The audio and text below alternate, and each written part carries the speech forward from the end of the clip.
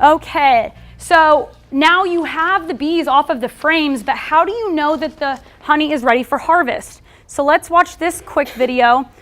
This video here shows Jake holding a frame that is perfect and ready for harvest.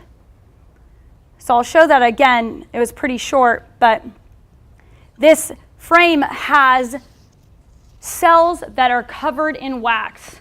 And you want to look for frames that are covered in wax. So in here, I've been keeping the frames of honey nice and warm.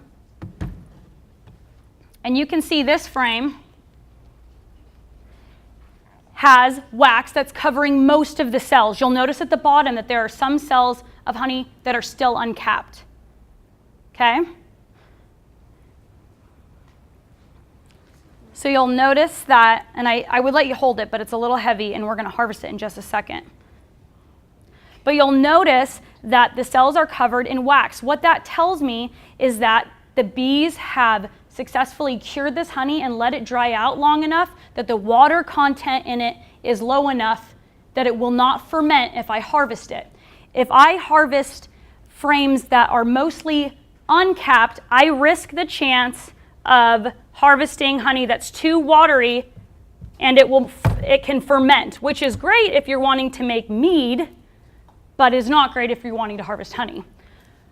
In Idaho, however, later on in the season, say end of July or early August, it's pretty safe to harvest honey from frames that have open cells because we're in a drier climate where those cells can dry out faster. In other areas like the South where it's a lot more humid, that might be more risky. So another thing that you can do if the cells are not covered in wax is you can hold it parallel to the ground, give it a shake downward, and if any water or liquid falls out, then you know that your water content in your honey is too high. So for reference, nectar starts out at about 50% water, but honey that they've cured is down to 12 or 15% water. So they dry it out quite a bit by fanning the hive with their wings and by digesting it and putting it into the cells.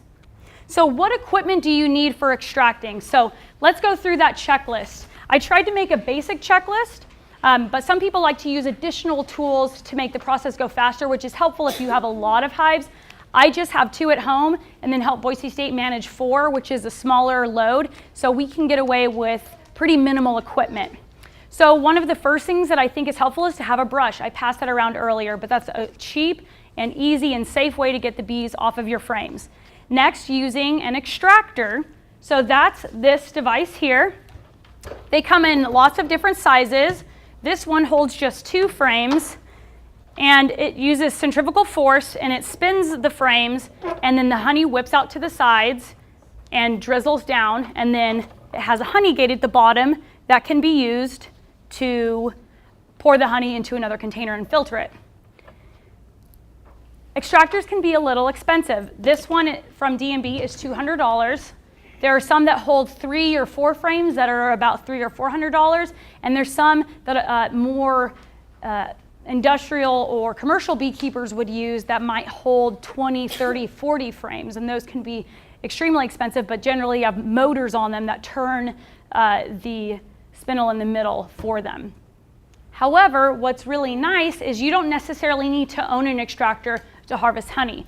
The Treasure Valley Beekeepers Club owns a few extractors that they rent out to people for I think $10 a day, and a lot of beekeepers can get away with harvesting just once a year. And so that works out really well. You just need to be able to pay $10 and clean it out. Their website is idabees.org. That's IDABEES.org. You can go to their website and rent it from them. And that's a great way to harvest honey without having to put the investment in an initial extractor. Another tool that's really helpful, not totally necessary, but definitely helpful, is a hot knife. It's exactly that. It is a knife, and it gets very hot. And it plugs into an outlet. And so this knife will heat up, and then what it's used for is it's used to cut the top layer of wax from the frame so that the honey can come out. So I will pass this around. It's not hot right now, but it is a little bit sharp, so you might just hold on to the wooden part. That tool is not completely necessary, especially if you have just a couple of hives. A tool that I used before I got a hot knife was just a long bread knife that I dipped in really hot water to heat up the metal of that knife, and I would just keep re-dipping it between cuts. So that is another way to do it. This is definitely convenient if you plan to beekeep for quite some time. Something else that's really helpful is a bucket to store your honey and to filter it. So this is a bucket, it's just one of the D&B buckets, and then I installed a honey gate on it that will allow the honey to pour out after I filtered it. And then after you have a bucket, you need a filter. And what a filter does is it pulls out all those little bits of wax that get cut off with the wax that I cut off the top of the frame, and any other things that I don't want in my honey. Maybe some bee legs get stuck, or some wings or things might be stuck to some of the frames, and so I don't want that in my jars of honey. So I want to filter it to pull all of those pieces out, but I don't want to filter it so much that it pulls out the pollen and other good things that are in honey. So what I do that has worked very well is pantyhose. Just regular old, very cheap pantyhose. Pantyhose is great because it stretches over containers, and it has a weave that's small enough that it'll catch most of those pieces that I don't want in my honey. And what I do is I stretch it over a container like this, has a little bit of spring, and then when the honey drizzles on it, it'll weigh it down and it'll slowly filter through that.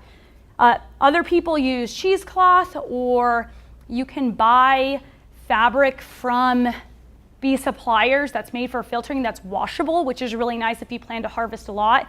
But pantyhose is really cheap and stretches and works really well. I don't need a rubber band or anything. I can just stretch it over the top of this. I do recommend that you use nude or light colored pantyhose, as dark and real tan pantyhose will dye the honey as it filters through. So I definitely recommend that you use a lighter color of pantyhose. Something else that is helpful when you're looking at equipment is a colander.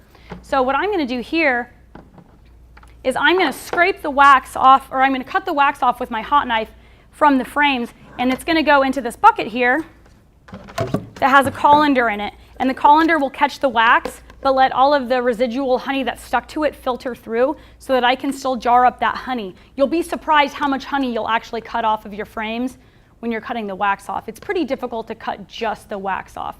So this will catch the wax, which you can use for some awesome craft projects, and we're going to do a whole class on that topic next Tuesday at the same time. So save that wax.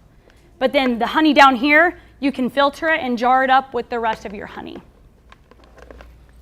And don't use a colander that you plan to use for spaghetti or other things, because it will get filled up with gunk and it's pretty hard to clean. So I like to have one that I dedicate just to beekeeping stuff.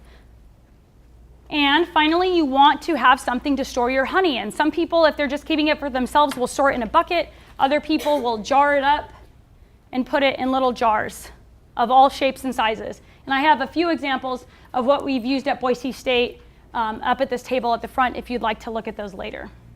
So that's some of the equipment that I think is helpful.